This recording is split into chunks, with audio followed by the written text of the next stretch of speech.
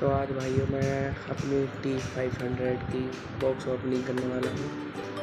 आप देख सकते हैं ये रही वॉच का बॉक्स।